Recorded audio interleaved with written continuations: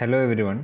ഇപ്പോൾ നമ്മളിവിടെ പഠിക്കാൻ പോകുന്നത് കെമിസ്ട്രിയുടെ ആദ്യത്തെ 3 മൊഡ്യൂളിൻ്റെ അടുത്ത 3 യൂണിറ്റിൻ്റെ ഒരു ക്വിക്ക് റിവിഷനാണ് ചെയ്യാൻ പോകുന്നത്. അപ്പോൾ ആദ്യം തന്നെ ചാനൽ സബ്സ്ക്രൈബ് ചെയ്യാത്തവരുണ്ടെങ്കിൽ സബ്സ്ക്രൈബ് ചെയ്യുക, ബെൽ ബട്ടൺ ക്ലിക്ക് ചെയ്യുക. അപ്പം നമുക്ക് ഇതിലേക്ക് കടക്കാം. ആദ്യത്തെ യൂണിറ്റ് എന്ന് പറയുന്നത് പീരിയോഡിക് ടേബിളും ഇലക്ട്രോൺ വിന്യാസവുമാണ്. അപ്പോൾ അതിനെക്കുറിച്ച് നമുക്ക് പഠിക്കാം. ഒരു ആറ്റത്തിലെ ഷെല്ലുകളുടെ പേരുകൾ എഴുതുക. അപ്പം ഷെല്ലുകൾ ഏതൊക്കെയാണ്? കെ ഉണ്ട്, കെ, എൽ, എം, എൻ. ആറ്റത്തിലെ ഷെല്ലുകളെ സൂചിപ്പിക്കുന്ന ഷെൽ നമ്പറുകൾ ഏതൊക്കെയാണ്? കെക്ക് 1 ആണ്, എല്ലിന് 2 ആണ്, എമ്മിന് 3 ആണ്, എന്നിന് 4 ആണ്. അപ്പോൾ 1, 2, 3, 4. സബ് ഷെല്ലുകളും പരമാവധി ഇലക്ട്രോണുകളും എസ്സിൽ ഉൾക്കൊള്ളാവുന്ന പരമാവധി ഇലക്ട്രോണുകളുടെ എണ്ണം 2 ആണ്. പിയിൽ ഉൾക്കൊള്ളാവുന്ന പരമാവധി ഇലക്ട്രോണുകളുടെ എണ്ണം 6 ആണ്. ഡിയിൽ ഉൾക്കൊള്ളാവുന്ന പരമാവധി ഇലക്ട്രോണുകളുടെ എണ്ണം 10 ആണ്. എഫിൽ ഉൾക്കൊള്ളാവുന്ന പരമാവധി ഇലക്ട്രോണുകളുടെ എണ്ണം 14 ആണ്. അപ്പോൾ എസ് = 2, പി = 6, ഡി = 10, എഫ് = 14. ഷെല്ലിൽ ഉൾക്കൊള്ളാവുന്ന പരമാവധി ഇലക്ട്രോണുകളുടെ എണ്ണം എത്ര? കെയിൽ 2 ഇലക്ട്രോണാണ്, എല്ലിൽ 8 ആണ്, എമ്മിൽ 18 ആണ്, എന്നിൽ എത്രയാണ്? 32 ആണ്. ഇനി സബ് ഷെല്ലുകളുടെ ഊർജ്ജം കൂടി വരുന്ന ക്രമം ഇവിടെ കൊടുത്തിട്ടുണ്ട്. 1s, 2s, 2p, 3s, 3p, 4s, 3d. അപ്പോൾ ഇവിടെ വ്യത്യാസം വരുന്നത് എവിടെയാണ്? 4s, 3d ഇതിലാണ് വ്യത്യാസം വരുന്നത്. അത് ഇമ്പോർട്ടൻ്റ് ആണ്. അപ്പം 4sനേക്കാളും ഊർജ്ജം കൂടുതലാണ് ആർക്ക്? 3dക്ക് ഊർജ്ജം കൂടുതലാണ്. അപ്പോൾ ഇത് ഇമ്പോർട്ടൻ്റ് ആയിട്ടുള്ളൊരു സംഭവമാണ്. ഇനി ഇലക്ട്രോൺ വിന്യാസം എഴുതുന്ന രീതി എങ്ങനെയാണ്? ഉദാഹരണം, അറ്റോമിക് നമ്പർ എത്രയാണ്? 28. 1s2, 2s2, 2p6. എസ്സിൽ ഉൾക്കൊള്ളാവുന്ന പരമാവധി ഇലക്ട്രോണുകളുടെ എണ്ണം 2 ആണ്. പിയിൽ ഉൾക്കൊള്ളാവുന്ന പരമാവധി ഇലക്ട്രോണുകളുടെ എണ്ണം 6 ആണ്. അപ്പം 1s2, 2s2, 2p6. 3s2, 3p6, 3d8, 4s2. അപ്പം ആദ്യം 3p6 ഇല്ലേ? 3s2, 3p6, 4s2. 3p6 കഴിഞ്ഞിട്ട് 4s2 എഴുതിയതിന് ശേഷം മാത്രമേ ഏതിലെഴുതൂ? 3d8 ഡി സബ് ഷെല്ലിൽ എഴുതുകയുള്ളൂ. അപ്പം ആദ്യം നിറയുന്നത് ഏതാണ്? എസ് സബ് ഷെല്ലാണ്. അപ്പം 1s2, 2s2, 2p6, 3s2, 3p6 എഴുതിയാൽ പിന്നെ എഴുതേണ്ടത് 3dയിലേക്കല്ല എഴുതേണ്ടത്. പിന്നെ എഴുതേണ്ടത് ഇതിലേക്കാണ്? 4s2ലേക്കാണ് എഴുതേണ്ടത്. എന്നിട്ട് 3dയിലേക്ക് മടങ്ങാൻ പറ്റുള്ളൂ. അപ്പം 4s2 എഴുതുമ്പോഴത്തേക്ക് തന്നെ 20 ഇലക്ട്രോണുകളുടെ 20 ഇലക്ട്രോൺ ആവും. അപ്പം 3dയിൽ ബാക്കി എത്ര എഴുതാനുണ്ടാവും? 8 ഇലക്ട്രോണുകൾ എഴുതാണ്ട്. അപ്പോൾ 3d 8 ആയിട്ട് മാറും. ഇനി ഇത് പരിശോധിച്ച് താഴെ തന്നിരിക്കുന്ന മൂലകങ്ങളുടെ സബ് ഷെൽ ഇലക്ട്രോൺ വിന്യാസം എഴുതാനാണ് പറയുന്നത്. അപ്പം മൂലകം എ, ഇത് ഒരു പ്രതീകമാണ്. മൂലകം A atomic number 11.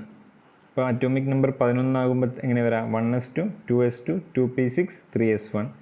Atomic number 16 വരുമ്പോൾ എങ്ങനെ വരാം? 1s2, 2s2, 2p6, 3s2, 3p4. 18 ആണെങ്കിൽ 1s2, 2s2, 2p6, 3s2, 3p6. 20 1s2, 2s2, 2p6, 3s2, 3p6, 4s2. 23 ആണെങ്കിൽ 1s2, 2s2, 2p6, 3s2, 3p6, 3d3, 4s2. അപ്പം അവിടെ മനസ്സിലാക്കേണ്ടത് 4s2ൽ നിറഞ്ഞതിന് ശേഷം മാത്രമേ 3dയിലേക്ക് നിറയൂ. അപ്പം 4s2 ആകുമ്പോൾ 20 ആയി. അപ്പം 3dയിലേക്ക് പോകുമ്പോൾ എന്തായി?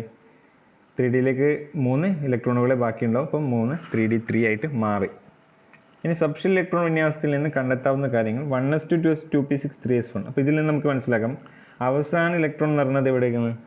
3sലാണ്. അപ്പം 3sലാണ്. അപ്പം അവിടെ പീരീഡ് നമുക്ക് മനസ്സിലാക്കാം 3 ആണ്. കാരണം എന്താണ്? അവസാന ഇലക്ട്രോൺ നിറഞ്ഞ ആ ഷെൽ നമ്പർ 3 ആണ്. അപ്പം പീരീഡ് 3s1, അതിൽ നിന്നാണ് പീരീഡ് 3 ആയിട്ട് മാറിയത്. ബ്ലോക്ക് ഏതാണ്? എസ് ആണ്. കാരണം എന്താ? അവസാന ഇലക്ട്രോൺ നിറഞ്ഞത്, അതായത് ബാഹ്യതമ ഷെല്ല് സബ് ഷെല്ല് ഏതാണ്? എസ് ബ്ലോക്കാണ്. ഗ്രൂപ്പ് നമ്പർ എത്രയാണ്? 1 ആണ്. കാരണം എന്താണ്? എസിൻ്റെ ഇലക്ട്രോണുകളുടെ എണ്ണമാണ് ഇത് ഗ്രൂപ്പ് നമ്പർ. ഇപ്പം 3s2 ആണ് അവിടെയെങ്കിൽ ഗ്രൂപ്പ് നമ്പർ എത്രയായിരിക്കും? 2 ആയിരിക്കും. പിന്നെ മനസ്സിലാക്കാനുള്ളത് എസ് ബ്ലോക്ക് എന്നുള്ളത് 1, 2 ഗ്രൂപ്പുകളിലും, ഡി ബ്ലോക്ക് എന്നുള്ളത് 3 മുതൽ 12 വരെയുള്ള ഗ്രൂപ്പുകളിലും, പി ബ്ലോക്ക് എന്നുള്ളത് 13 മുതൽ 18 വരെയാണ്. അതാണ് ആദ്യം മനസ്സിലാക്കേണ്ടത്. 13 മുതൽ 18 വരെയാണ് ഏത്? പി ബ്ലോക്ക് ഗ്രൂപ്പ് നമ്പർ വരുന്നത്. ഇനി അടുത്ത് നോക്കൂ, 1s2, 2s2, 2p3 വന്ന്. അപ്പോൾ അതിൻ്റെ പീരീഡ് ഏതാണ്? ബാഹ്യതമ ഷെല്ല് 2 ആയതുകൊണ്ട് പീരീഡ് 2. അവസാന ഇലക്ട്രോൺ എന്ന് പറഞ്ഞാൽ പി സബ് ഷെല്ലായതുകൊണ്ട് ബ്ലോക്ക് പി ആണ്. ഗ്രൂപ്പ് വരുന്നത് എങ്ങനെയാണ്? പിയിലെ ഇലക്ട്രോണിൻ്റെ എണ്ണത്തിൻ്റെ കൂടെ 12 കൂട്ടിയാണ് വേണ്ടത്. അപ്പം എന്തായി? 15ആയി. ഇപ്പം 3ൻ്റെ കൂടെ 3 + 12. പിന്നെ അടുത്തത് 1:2 2p6 3p6 3d6 4:2 ആണ്. അപ്പം ഇതെന്താണ്? ഡി ബ്ലോക്കാണ്. പീരീഡ് ഏതാ വരാ? 4 ആണ്. ഗ്രൂപ്പ് വരുന്നത് എങ്ങനെയാണ്? 3Dയിലെയും 4sലെയും ഇലക്ട്രോണുകളുടെ എണ്ണം കൂട്ടിയിട്ടാണ് എന്ത് എഴുതേണ്ടത്? ഗ്രൂപ്പ് എഴുതേണ്ടത്. അപ്പം 3Dയിലെ 6ഉം 4sലെ 2ഉം, അപ്പം 6 + 2 = 8 ആണ് ഗ്രൂപ്പ് നമ്പർ വരിക. പിന്നെ പട്ടിക പൂർത്തിയാക്കാൻ പറയുന്നുണ്ട്. അറ്റോമിക് നമ്പർ 25, ഇലക്ട്രോൺ വിന്യാസം 1:2 2p6 3:2 3p6 3d5 4:2. 4s നടന്നതിന് ശേഷം മാത്രമേ 3Dയിലേക്ക് പോകാൻ പറ്റൂ. പീരീഡ് ഏതാണ്? പീരീഡ് വരുന്നത് 4 ആണ്. ബ്ലോക്ക് വരുന്നത് ഇതേത് ബ്ലോക്കാണ്? ഡി ബ്ലോക്കാണ്. ഗ്രൂപ്പ് വരുന്നത് എത്രയാണ്? 7 ആണ്. കാരണം എന്താണ്? 3Dയിലെ 5ഉം 4sലെ 2ഉം കൂടി കൂട്ടിയിട്ട് 5 + 2 = 7. അടുത്തത് തന്നത് ഇലക്ട്രോൺ വിന്യാസം തന്നത്. അപ്പം അതിൽ ഇലക്ട്രോണുകളുടെ എണ്ണം കൂട്ടി നോക്കാം. 1s2 2s2 2p6 3s2 3p6 4s2. അപ്പം 2 4 10 12 18 20. അപ്പം അറ്റോമിക് നമ്പർ എത്രയാണ്? 20 ആണ്. പീരീഡ് ഏതാ വരിക? 4 ആണ് വരിക. ബ്ലോക്ക് ഏതാണ് വരിക? എസ് ആണ് വരിക. ഗ്രൂപ്പ് ഏതാണ് വരിക? 2 ആണ്. കാരണം എന്താണ്? എസ്സിലെ ഇലക്ട്രോണുകളുടെ എണ്ണം 2 ആണ്. ഇനി അറ്റോമിക് നമ്പർ 17. അപ്പോൾ അങ്ങനെയാണെങ്കിൽ 1s2 2s2 2p6 3s2 3p5 വരും. പീരീഡ് 4 ആണ്. പീരീഡ് 3 ആണ്. ബ്ലോക്ക് പി ബ്ലോക്കാണ്. ഗ്രൂപ്പ് എത്ര വരാം? നമ്മൾ പറഞ്ഞിട്ടുണ്ട് പിയിൽ ഇലക്ട്രോണുകളുടെ എണ്ണത്തിൻ്റെ കൂടെ 12 കൂട്ടിയാണ് വേണ്ടത്. ഇവിടെ പി എത്രയാണ്? 3p5 അല്ലേ? അപ്പം പിയിലെ ഇലക്ട്രോണുകളുടെ എണ്ണം 5 ആണ്. അപ്പം 5 + 12 = 17 ആണ് ഗ്രൂപ്പ് നമ്പർ. ഇനി വിവിധ ബ്ലോക്കുകളുടെ സവിശേഷതകൾ ഇതിൽ എന്തെങ്കിലുമായിട്ട് എക്സാമിന് ചോദിക്കാൻ ചാൻസ് ഉണ്ട്. മിക്കവാറും ഡി ബ്ലോക്കാണ് ചോദിക്കാൻ ചാൻസ്. അതിലെ ഡി ബ്ലോക്കിൻ്റെ ഒരു മെയിൻ പ്രത്യേകതയാണെന്ന് വെച്ചാൽ നിറമുള്ള സംയുക്തങ്ങൾ തരുന്നു, വ്യത്യസ്ത ഓക്സീകരണാവസ്ഥ കാണിക്കുന്നു. അത് എന്തെങ്കിലുമായിട്ട് തിരിച്ചും മറിച്ചുമൊക്കെ ചോദിക്കാനുള്ള ചാൻസ് കൂടുതലാണ്. ഒന്നുകിൽ ഡി ബ്ലോക്കിൻ്റെ സവിശേഷതകൾ എഴുതാൻ പറയും, അല്ലെങ്കിൽ നിറമുള്ള സംയുക്തങ്ങൾ തരുന്നത് ഏത് ബ്ലോക്കാണ്, അങ്ങനെയൊക്കെ ചോദിക്കാനുള്ള ചാൻസ് ഉണ്ട്. അപ്പം നമ്മൾ നേരത്തെ പറഞ്ഞ പോലെ തന്നെ എസ് ബ്ലോക്ക് 1, 2 ഗ്രൂപ്പുകളിൽ കാണപ്പെടുന്നു. പി ബ്ലോക്ക് 13 മുതൽ 18 വരെ ഗ്രൂപ്പുകളിൽ കാണപ്പെടുന്നു. ഡി ബ്ലോക്ക് 3 മുതൽ 12 വരെ ഗ്രൂപ്പുകളിൽ കാണപ്പെടുന്നു. എസ് ബ്ലോക്കിൽ എന്താണ്?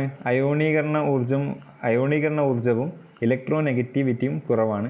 ഇതിലെ എസ് ബ്ലോക്കിൽ അധികവും കാണുന്നത് ലോഹ സ്വഭാവം എന്തായിരിക്കും? എസ് ബ്ലോക്കിൽ കൂടുതലായിരിക്കും. ഇനി പി ബ്ലോക്ക് എടുക്കുകയാണെങ്കിൽ അയോണീകരണ ഊർജ്ജം വളരെ പൊതുവെ കൂടുതലാണ്. ലോഹങ്ങൾ കാണപ്പെടുന്നുണ്ട്, ഉപലോഹങ്ങൾ കാണപ്പെടുന്നുണ്ട്, അലോഹങ്ങൾ കാണപ്പെടുന്നുണ്ട്. ഡി ബ്ലോക്ക് എടുക്കുകയാണെങ്കിൽ നിറമുള്ള സംയുക്തങ്ങൾ തരുന്നു, വ്യത്യസ്ത ഓക്സീകരണാവസ്ഥ കാണിക്കുന്നു. അതേതാണ്? ഡി ബ്ലോക്കാണ്. ഇമ്പോർട്ടൻ്റ് ആയിട്ടുള്ളൊരു പോയിൻ്റാണത്. എഫ് ബ്ലോക്ക് ആണെങ്കിൽ പീരിയോഡിക് ടേബിളിൻ്റെ താഴത്തെ 2 നിരകളിലായിട്ടാണ് ക്രമീകരിച്ചിരിക്കുന്നത്. അതിൽ പലതും എന്താണ്? റേഡിയോ ആക്റ്റീവ് മൂലകങ്ങളാണ്, പലതും കൃത്രിമ മൂലകങ്ങളാണ്. അതിൽ ചിലത് എന്ത് ചെയ്യുന്നുണ്ട്? ഉൽപ്രേരകങ്ങളായിട്ട് ഉപയോഗിക്കുന്നുണ്ട്. ഇനി നമുക്ക് രണ്ടാമത്തെ പാഠത്തിലേക്ക് കടക്കാം. രണ്ടാമത്തെ പാഠം ഏതാണ്? വാതക നിയമങ്ങളും മോൾ സങ്കല്പനവും. അപ്പോൾ ഇവിടെ 3 വാതക നിയമങ്ങളാണ് മെയിനായിട്ട് പറയുന്നത്. ബോയിൽ നിയമം, ചാൾസ് നിയമം, അവഗാഡ്രോ നിയമമാണ്. അപ്പം ഫസ്റ്റ് തന്നെ പറയുന്നത് വാതകങ്ങളുടെ സവിശേഷതകൾ എന്തൊക്കെയാണ്? അതിസൂക്ഷ്മങ്ങളായ അനേകം തന്മാത്രകൾ അടങ്ങിയിരിക്കുന്നു. വാതകത്തിൻ്റെ വ്യാപ്തവുമായി താരതമ്യം ചെയ്യുമ്പോൾ തന്മാത്രകളുടെ വ്യാപ്തം നിസ്സാരമാണ്. തന്മാത്രകൾ എല്ലാ ദിശകളിലേക്കും നിരന്തരം ചലിക്കുന്നു. ഇതിൻ്റെ ഫലമായിട്ട് എന്ത് ചെയ്യുന്നുണ്ട്? കൂട്ടിയടിക്കുന്നുണ്ട്. പക്ഷേ തന്മാത്രകൾ കൂട്ടിയടിക്കുമ്പോൾ എന്ത് ചെയ്യുന്നില്ല? ഊർജ്ജനഷ്ടം സംഭവിക്കുന്നില്ല. ഇനി പട്ടിക പൂർത്തിയാക്കാൻ പറയുന്നുണ്ട്. വാതക തന്മാത്രകളുടെ ഊർജ്ജം എന്താണ്? വളരെ കൂടുതലാണ്. വാതക തന്മാത്രകൾ തമ്മിലുള്ള അകലം എന്താണ്? വളരെ കൂടുതലാണ്. ഖരത്തിൽ 3 അവസ്ഥകളല്ലേ? ഖരം, ദ്രാവകം, വാതകം. അതിൽ ഖരത്തിൽ എന്തായിരിക്കും? ഇങ്ങനെ അടുപ്പിച്ച് വെച്ചിട്ടുണ്ടാവുക. അപ്പോൾ എന്താണ്? അവർ തമ്മിലുള്ള അകലം ഉണ്ടാവില്ല, അകലം കുറവായിരിക്കും. ദ്രാവകത്തിൽ കുറച്ചും കൂടി കൂടുതലായിരിക്കും. വാതകത്തിൽ എന്തായിരിക്കും? വളരെ കൂടുതലായിരിക്കും അവർ തമ്മിലുള്ള അകലം. ഇനി വാതക തന്മാത്രകളുടെ ചലന സ്വാതന്ത്ര്യം എന്തായിരിക്കും? കൂടുതലായിരിക്കും. കാരണം എന്ന് വെച്ചാൽ ഇവ തമ്മിലുള്ള അകലം കൂടുതലല്ലേ? അപ്പം കൂടുതലാകുമ്പോൾ അവർക്ക് നല്ലോണം സഞ്ചരിക്കാനുള്ള ചാൻസ് കൂടുതലാണ്. പിന്നെ 3 ഇതിൽ പറയുന്ന പോലെ വാതക തന്മാത്രകൾ തമ്മിലുള്ള ആകർഷണം എന്താണ്? കുറവാണ്. കാരണം ഇതെന്താണ്? ഇവ തമ്മിലുള്ള അകലം കൂടുതലല്ലേ? അപ്പം ഗ്യാപ്പ് ഇട്ടിട്ടുള്ളത്. അപ്പോൾ അതുകൊണ്ട് ആകർഷണം എന്തായിരിക്കും? കുറവായിരിക്കും. പക്ഷേ ഖരത്തിൽ എന്തായിരിക്കും? ആകർഷണം ഭയങ്കര കൂടുതലായിരിക്കും. ഇനി വാതകത്തിൻ്റെ വ്യാപ്തം എന്ന് പറയുന്നത് അത് ഉൾക്കൊള്ളുന്ന പാത്രത്തിൻ്റെ വ്യാപ്തം തന്നെയായിരിക്കും. വാതകത്തിൻ്റെ മർദ്ദം എന്ന് പറയുന്നത് യൂണിറ്റ് പരപ്പളവിൽ അനുഭവപ്പെടുന്ന ബലമാണ്. വാതകത്തിൻ്റെ താപനില എന്ന് പറഞ്ഞാൽ തന്മാത്രകളുടെ ശരാശരി ഗതികോർജ്ജമാണ്.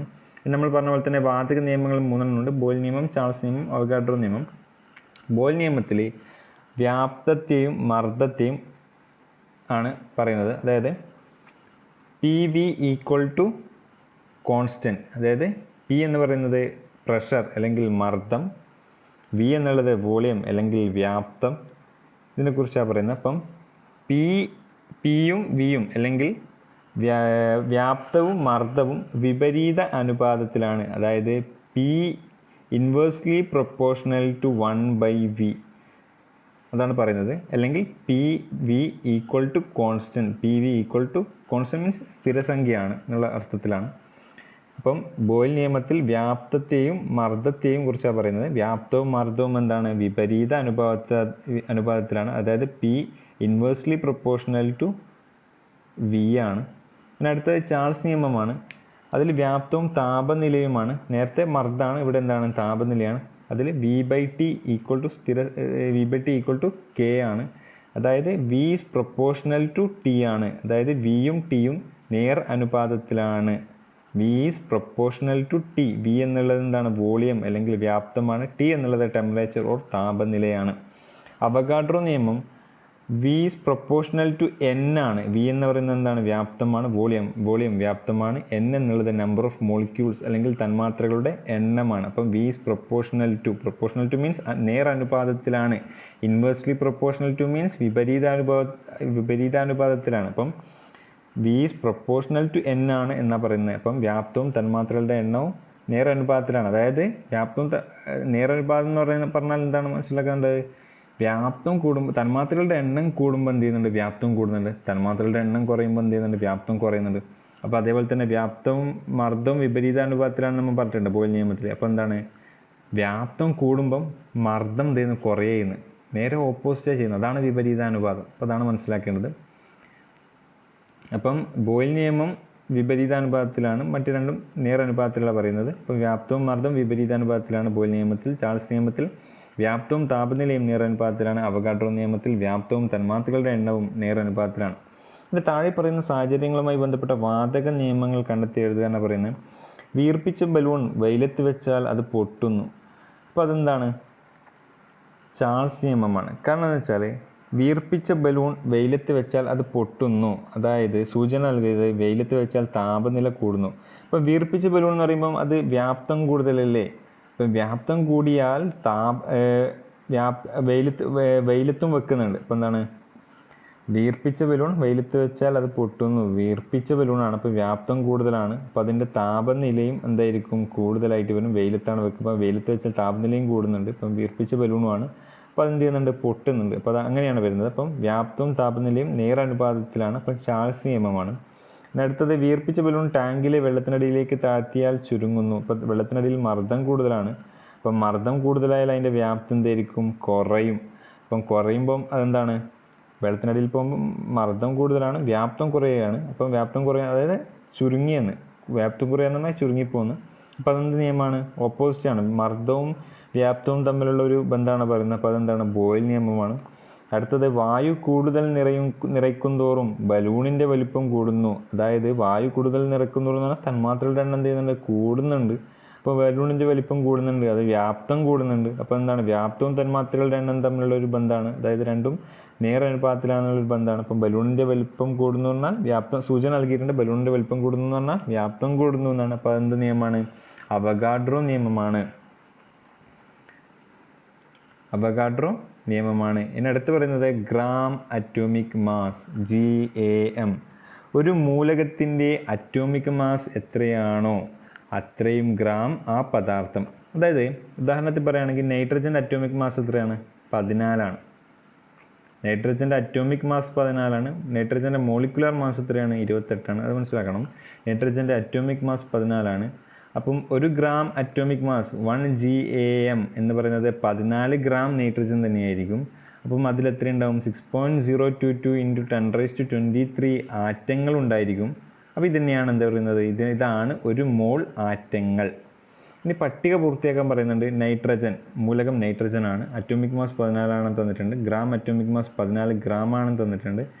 തന്നിരിക്കുന്ന മാസ് 42 ആണ്. അപ്പോൾ മോളുകളുടെ എണ്ണം എങ്ങനെയാണ് കണ്ടുപിടിക്കുന്നത്? തന്നിരിക്കുന്ന മാസ് ഡിവൈഡഡ് ബൈ GAM, അതായത് തന്നിരിക്കുന്ന മാസിനെ GAM കൊണ്ട് ഹരിക്കുകയാണ്. അപ്പോൾ 42 ഹരിക്കണം 14 എത്രയാണ് വരുന്നത്? 3 ആണ്. അപ്പോൾ ആറ്റങ്ങളുടെ എണ്ണം, ഒരു മോളാണ് 6.022 × 10⁻23 ആറ്റങ്ങൾ. ഇവിടെ 3 മോള് തന്നിട്ടുണ്ട്. അപ്പോൾ അതെന്ത് ചെയ്യണം? 3 ഗുണിക്കണം 6.022 × 10⁻23 ആറ്റങ്ങൾ. പിന്നെ ഓക്സിജൻ തന്നിട്ടുണ്ട് 16 ആണ് atomic mass. Gram atomic mass എത്രയായിരിക്കും? ഇപ്പം 16 ഗ്രാം ആയിരിക്കും. തന്നിരിക്കുന്ന മാസ് 32 ആണ്. മോളുകളുടെ എണ്ണം കണ്ടുപിടിക്കാൻ തന്നിരിക്കുന്ന മാസ് ബൈ GAM 32/16 = 2. അപ്പോൾ ആറ്റങ്ങളുടെ എണ്ണം എത്രയായിരിക്കും? ഒരു മോൾ ആറ്റങ്ങളുടെ എണ്ണം എത്രയാണ്? 6.022 × 10⁻23 ആണ്. പക്ഷേ ഇവിടെ എത്ര മോളാണ് തന്നത്? 2 ആണ്. അപ്പോൾ 2 × 6.022 × 10⁻23 ആറ്റങ്ങൾ. അതാണ് ആറ്റങ്ങളുടെ എണ്ണം. 3. സോഡിയം എന്താണ്? സോഡിയത്തിൻ്റെ ഗ്രാം അറ്റോമിക് മാസ് 23 ഗ്രാം തന്നിട്ടുണ്ട്. അപ്പോൾ അതിൻ്റെ അറ്റോമിക് മാസ് എത്രയാണ്? 23 ആണ്. തന്നിരിക്കുന്ന മാസ് 69 ഗ്രാം ആണ്. അപ്പോൾ മോളുകളുടെ എണ്ണം എത്രയായിരിക്കും? തന്നിരിക്കുന്ന mass by gram atomic mass. തന്നിരിക്കുന്ന മാസ് 69 ആണ്. ഗ്രാം അറ്റോമിക് മാസ് 23 ആണ്. അപ്പം 69 ഹരിക്കണം 23. 69 ഡിവൈഡഡ് ബൈ 23 എത്രയാണ്? 3 ആണ്. അപ്പം ആറ്റങ്ങളുടെ എണ്ണം എത്രയായിരിക്കും? 3 × 3 ഗുണിക്കണം 6.022 × 10⁻23 ആറ്റങ്ങൾ. ഇത്രയുമാണ് വരുന്നത്. ഇനി ഗ്രാം മോളിക്കുലാർ മാസ് എന്നതിനെക്കുറിച്ച് പഠിക്കുകയാണെങ്കിൽ, ഒരു മൂലകത്തിൻ്റെ GAM ആണ്, GMM ആണ്. നേരത്തെ പഠിച്ചത് ഗ്രാം അറ്റോമിക് മാസ് ആണ്. ഗ്രാം അറ്റോമിക് മാസ് അല്ലെങ്കിൽ GAM. ഇവിടെ GMM ആണ്, ഗ്രാം മോളിക്കുലാർ മാസ് ആണ്. ഒരു മൂലകത്തിൻ്റെ അല്ലെങ്കിൽ സംയുക്തത്തിൻ്റെ മോളിക്കുലാർ മാസ് എത്രയാണോ അത്രയും ഗ്രാം ആ പദാർത്ഥം. ഉദാഹരണത്തിന് പറയുകയാണെങ്കിൽ നൈട്രജൻ്റെ മോളിക്കുലാർ മാസ് 28 ആണ്. നൈട്രജൻ്റെ അറ്റോമിക് മാസ് 14 ആണെന്ന് നേരത്തെ പറഞ്ഞിട്ടുണ്ട്. നൈട്രജൻ്റെ മോളിക്കുലാർ മാസ് 28 ആണ്. ഒരു GMM എന്ന് പറയുന്നത് 28 ഗ്രാം നൈട്രജൻ ആണ്. അതായത് അത്രയും 6.022 × 10⁻23 തന്മാത്രകളാണ്. അപ്പോൾ ഇതാണ് ഒരു മോൾ തന്മാത്രകൾ. ഇനി ഇവിടെ തന്നിട്ടുണ്ട് സംയുക്തം നൈട്രജൻ ആണ്. മോളിക്കുലർ മാസ് 28 ആണ്. GMM എന്നുള്ളത് 28 ഗ്രാം ആണ്. തന്നിരിക്കുന്ന മാസ് 56 ആണ്. അപ്പം മോളുകളുടെ എണ്ണം എത്രയാണ്? 56 ഡിവൈഡഡ് ബൈ 28 എത്രയാണ്? 2 ആണ്. അപ്പോൾ തന്മാത്രകൾ എന്ന് പറയുന്നത് 2 × 6.022 × 10⁻23 തന്മാത്രകളാണ്. അടുത്ത തന്നത് ഓക്സിജൻ ആണ്. മോളിക്കുലർ മാസ് 32 ആണ്. അപ്പോൾ അതിൻ്റെ GMM എത്രയാണ്? 32 ഗ്രാം തന്നെയാണ്. തന്നിരിക്കുന്ന മാസ് 64 ഗ്രാം ആണ്. അപ്പോൾ മോളുകളുടെ എണ്ണം എങ്ങനെ പഠിക്കും? 64 ഡിവൈഡഡ് ബൈ 32. 64 ഹരിക്കണം 32 എത്രയാണ്? 2 ആണ്. അപ്പോൾ തന്മാത്രകളുടെ എണ്ണം എത്രയായിരിക്കും? 2 ഗുണിക്കണം 6.022 × 10⁻23 തന്മാത്രകൾ. അപ്പോൾ 2 × 6.022 × 10⁻23 തന്മാത്രകൾ. ഇനി അടുത്തത് ജലം എന്ന് പറഞ്ഞാൽ H2O. അപ്പം മോളിക്കുലർ മാസ് എത്രയാണ്? 18 ആണ്. അപ്പോൾ അതിൻ്റെ മോളിക്കുലർ മാസ് ഇങ്ങനെ വരുന്നത് ഓക്സിജൻ്റെ 16ഉം ഹൈഡ്രജൻ്റെ 2ഉം അങ്ങനെയാണ് 18 വരുന്നത്. ഇപ്പോൾ GMM എത്രയാണ്? 18 ഗ്രാം തന്നെയാണ്. തന്നിരിക്കുന്ന മാസ് 180 ഗ്രാം ആണ്. ഇപ്പോൾ മോളുകളുടെ എണ്ണം എത്രയായിരിക്കും? 180 ഡിവൈഡഡ് ബൈ 180 ഹരിക്കണം 18 എത്രയാണ്? 10 ആണ്. ഇപ്പോൾ തന്മാത്രകൾ എത്രയാണ്? 10 × 6.022 × 10⁻23 തന്മാത്രകൾ. ഇനി യൂണിറ്റ് 3 കുറിച്ച് പഠിക്കാം. ക്രിയാശീല ശ്രേണിയും വൈദ്യുത രസതന്ത്രവുമാണ്. അപ്പം ലോഹങ്ങളുടെ രാസപ്രവർത്തന ശേഷി കുറഞ്ഞു വരുന്ന ക്രമം. അപ്പം ഇതെന്താണ്? രാസപ്രവർത്തന ശേഷി വളരെ കൂടിയതിൽ നിന്ന് വളരെ കുറഞ്ഞതിലേക്ക് പോവുകയാണ്. അപ്പം പൊട്ടാസ്യത്തിനാണ് ഏറ്റവും കൂടുതൽ രാസപ്രവർത്തന ശേഷി കൂടുതലുള്ളത്. ഗോൾഡിനാണ്, അതായത് Auവിനാണ് രാസപ്രവർത്തന ശേഷി വളരെ കുറവ്. അപ്പം potassium, sodium, calcium, magnesium, aluminium, zinc, ഇരുമ്പ്, നിക്കൽ, അങ്ങനെ പോകുന്ന ഒരു ശ്രേണി കണ്ടോ? അപ്പോൾ അത് അവിടെ പറയുന്നുണ്ട്. അപ്പം അവിടെ പൊട്ടാസ്യത്തിനാണ് രാസപ്രവർത്തന ശേഷി വളരെ കൂടുതൽ കാണുന്നത്. ഇപ്പോൾ മുകളിൽ തന്നിരിക്കുന്ന ശ്രേണി പരിശോധിച്ച് താഴെ തന്നിരിക്കുന്ന ചോദ്യങ്ങൾക്ക് ഉത്തരം എഴുതുക. സോഡിയം, മഗ്നീഷ്യം, കോപ്പർ എന്നീ ലോഹങ്ങൾ തന്നിരിക്കുന്നു. ഇവയിൽ തണുത്ത ജലവുമായി പ്രവർത്തിച്ച് ഹൈഡ്രജൻ തരുന്ന ലോഹം ഏതാണ്? സോഡിയമാണ്. ചൂടുള്ള ജലവുമായി പ്രവർത്തിച്ച് ഹൈഡ്രജൻ തരുന്ന ലോഹം ഏതാണ്? മഗ്നീഷ്യമാണ്. ജലവുമായി തീരെ പ്രവർത്തിക്കാത്ത ലോഹം ഏതാണ്? കോപ്പറാണ്. അപ്പം നമുക്ക് ഇവിടുന്ന് ഒരു കാര്യം മനസ്സിലാക്കേണ്ടത്, സോഡിയം, മഗ്നീഷ്യം, കോപ്പറിൽ ഏറ്റവും കൂടുതൽ ക്രിയാശീല ശ്രേണി, അതായത് രാസപ്രവർത്തന ശേഷി കൂടുതലുള്ളത് സോഡിയത്തിനാണ്.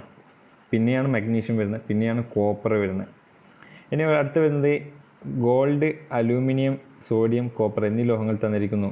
അപ്പം ഇതിൽ ഏറ്റവും കൂടുതൽ പ്രവർത്തനശേഷി കൂടുതലുള്ളത് സോഡിയമാണ്, പിന്നെ മഗ്നീഷ്യമാണ്, പിന്നെ അലൂമിനിയം, കോപ്പർ. സോഡിയമാണ്, അലൂമിനിയമാണ്, പിന്നെ കോപ്പറാണ്, പിന്നെയാണ് ഗോൾഡ് വരുന്നത്. അപ്പം പുതുതായി മുറിച്ച ഭാഗത്തിൻ്റെ തിളക്കം ഏറ്റവും പെട്ടെന്ന് നഷ്ടപ്പെടുന്ന ലോഹം ഏതാണ്?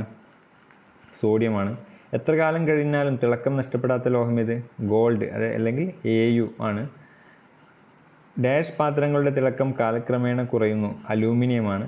മാസങ്ങൾ കഴിയുമ്പോൾ ചെമ്പ് പാത്രങ്ങളിൽ ഡാഷ് എന്ന പദാർത്ഥം പറ്റിപ്പിടിക്കുന്നു. ക്ലാവ് എന്ന പദാർത്ഥം പറ്റിപ്പിടിക്കുന്നു.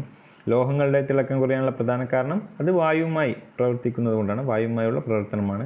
ഇനി അടുത്തത് സിങ്ക്, കോപ്പർ, മഗ്നീഷ്യം എന്നീ ലോഹങ്ങൾ തന്നിരിക്കുന്നു. ഇവയിൽ നേർപ്പിച്ച HCl ആസിഡുമായി, ഹൈഡ്രോക്ലോറിക് ആസിഡുമായി ഏറ്റവും വേഗം പ്രവർത്തിക്കുന്ന ലോഹം ഏതാണ്? മഗ്നീഷ്യമാണ്. കാരണം മഗ്നീഷ്യത്തിനാണ് ഏറ്റവും കൂടുതൽ ഇതിൽ തന്നിരിക്കുന്നത് വെച്ച് മഗ്നീഷ്യത്തിനാണ്, പിന്നെ സിങ്കാണ്.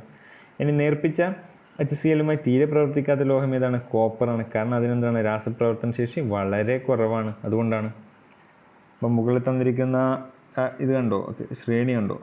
ആ ശ്രേണിയിൽ തന്നെ മനസ്സിലാവും കോപ്പർ, സിൽവർ, ഗോൾഡിനൊക്കെ രാസപ്രവർത്തന ശേഷി വളരെ കുറവാണ്. പൊട്ടാസ്യം, സോഡിയം, കാൽസ്യം, മഗ്നീഷ്യം ഒക്കെ വളരെ രാസപ്രവർത്തന ശേഷി വളരെ കൂടിയ ലോഹങ്ങളാണെന്നൊക്കെ ഇവിടുന്ന് മനസ്സിലാക്കാൻ കഴിയും. അടുത്ത പറയുന്നത് ഗാൽവാനിക് സെല്ലിനെ കുറിച്ച് പഠിക്കുന്നുണ്ട്. ഗാൽവാനിക് സെൽ, അല്ലെങ്കിൽ അതിനെ വേറെ പറയുന്ന പേരാണ് വോൾട്ടായിക് സെൽ എന്ന് പറയാറുണ്ട്. ഗാൽവാനിക് സെല്ലിൽ നടക്കുന്ന ഊർജ്ജമാറ്റം എന്താണ്? രാസോർജ്ജത്തെ എന്താക്കി മാറ്റുന്നുണ്ട്? വൈദ്യുതോർജ്ജമാക്കി മാറ്റുന്നുണ്ട്. രാസോർജ്ജത്തെ വൈദ്യുതോർജ്ജമാക്കി മാറ്റുന്നുണ്ട്. ഇവിടെ തന്നിട്ടുണ്ട് സിങ്ക് സൾഫേറ്റ് ലായനിയിൽ സിങ്ക് ഇലക്ട്രോഡ് മുക്കി വെച്ചിട്ടുണ്ട്. അതേപോലെ തന്നെ കോപ്പർ സൾഫേറ്റ് ലായനിയിൽ കാഥോഡും കോപ്പർ മുക്കി വെച്ചിട്ടുണ്ട്. പിന്നെ സാൾട്ട് ബ്രിഡ്ജ് ഒക്കെ യൂസ് ചെയ്തിട്ടുണ്ട്. സാൾട്ട് ബ്രിഡ്ജ് KCl ലായനിയിൽ നനച്ച ഒരു നീണ്ട ഫിൽട്ടർ പേപ്പർ കഷ്ണം സാൾട്ട് ബ്രിഡ്ജിന് പകരമായി ഉപയോഗിക്കാവുന്നതാണ്. ഇപ്പം വോൾട്ട് മീറ്ററിൻ്റെ നെഗറ്റീവ് സിങ്കുമായിട്ടും പോസിറ്റീവ് കോപ്പറുമായിട്ടും ബന്ധിപ്പിച്ചിട്ടുണ്ട്. ഇവിടുത്തെ ആനോഡ് എന്ന് പറയുന്നത് സിങ്കാണ്, കാഥോഡ് എന്ന് പറയുന്നത് കോപ്പറാണ്. അപ്പം ആനോഡ് എന്ന് പറഞ്ഞാൽ ക്രിയാശീലം കൂടിയ ലോഹമാണ്, അതേതാണ്? സിങ്കാണ്. ഓക്സീകരണം ആണ് നടക്കുന്നത്, അതായത് ഇലക്ട്രോണ് വിട്ടുകൊടുക്കുന്നു. അതായത് സിങ്ക് 2 ഇലക്ട്രോണ് വിട്ടുകൊടുത്തിട്ടാണ് ഇവിടെ നടക്കുന്ന ഇതെന്ന് വെച്ചാൽ പ്രവർത്തനം എന്ന് വെച്ചാൽ സിങ്ക് ഗിവ്സ് Zn2+ + 2e-, അതായത് സിങ്ക് 2 ഇലക്ട്രോൺ വിട്ടുകൊടുത്തിട്ട് Zn2+ ആകുകയും ചെയ്യുന്നത്. അടുത്തത് കാഥോഡാണെങ്കിൽ ക്രിയാശീലം കുറഞ്ഞ ലോഹമാണ്, നിരോക്സീകരണമാണ്, ഇലക്ട്രോണിനെ സ്വീകരിക്കുകയും ചെയ്യുന്നത്. അതായത് Cu2+ + 2e- ഗിവ്സ് Cu ആണ്. അങ്ങനെയാണ് ഉണ്ടാകുന്നത്, നടക്കുന്നു. ഇതൊരു റിഡോക്സ് പ്രവർത്തനം ആയതുകൊണ്ട് നമുക്ക് ഇതിൻ്റെ ടോട്ടൽ റിയാക്ഷൻ ഇങ്ങനെ എഴുതാം. Zn + Cu2+ gives Zn2+ + Cu. ഇങ്ങനെ എഴുതാവുന്നതാണ്. ഇനി വൈദ്യുത വിശ്ലേഷണ സെൽ എന്ന് പറഞ്ഞാൽ വൈദ്യുത വിശ്ലേഷണ സെല്ലിൽ നടക്കുന്ന ഊർജ്ജമാറ്റം എന്താണ്? വൈദ്യുതോർജ്ജം രാസോർജ്ജമായി മാറുന്നു. ഇനി ഇലക്ട്രോലൈറ്റ് തന്നിട്ടുണ്ട്. ഉരുകിയ സോഡിയം ക്ലോറൈഡ് NaCl തന്നിട്ടുണ്ട്. അതിൻ്റെ ആനോഡിൽ ക്ലോറിൻ ആയിരിക്കും, കാഥോഡിൽ സോഡിയം ആയിരിക്കും. കാരണം NaCl എന്ന് പറയുമ്പം അതിൻ്റെ അയോൺ എന്ന് പറഞ്ഞാൽ Na+ഉം Cl- ആണ്. അപ്പോൾ Na+ എന്ത് ചെയ്യുന്നുണ്ട്? Na+ ഒരു ഇലക്ട്രോണെ സ്വീകരിക്കുകയെന്ന്, അതുകൊണ്ടാണ് കാഥോഡിൽ വരുന്നത്. ഇലക്ട്രോൺ സ്വീകരിച്ച് സോഡിയമായിട്ട് മാറുന്നത്. Cl- ഇലക്ട്രോണിനെ വിട്ടുകൊടുക്കുകയെന്ന്, അതുകൊണ്ടാണ് എന്ത് ചെയ്യുന്നത്? ആനോഡിൽ വരുന്നത്. പിന്നെ അടുത്ത സോഡിയം ക്ലോറൈഡ് ലായനി, അതായത് NaCl + H2O ആണെങ്കിൽ ആനോഡിൽ ഏതാ വരിക? ക്ലോറിനാണ് വരിക. കാഥോഡിൽ ഹൈഡ്രജനും വരും. ലായനിയിൽ NaOH ലഭിക്കുന്നു. ഇനി നമുക്ക് ബാക്കിയുള്ള 4 അധ്യായങ്ങൾ അടുത്ത പാർട്ടിൽ പഠിക്കാം. അപ്പോൾ ചാനൽ സബ്സ്ക്രൈബ് ചെയ്യാത്തവരുണ്ടെങ്കിൽ ചാനൽ സബ്സ്ക്രൈബ് ചെയ്യുക.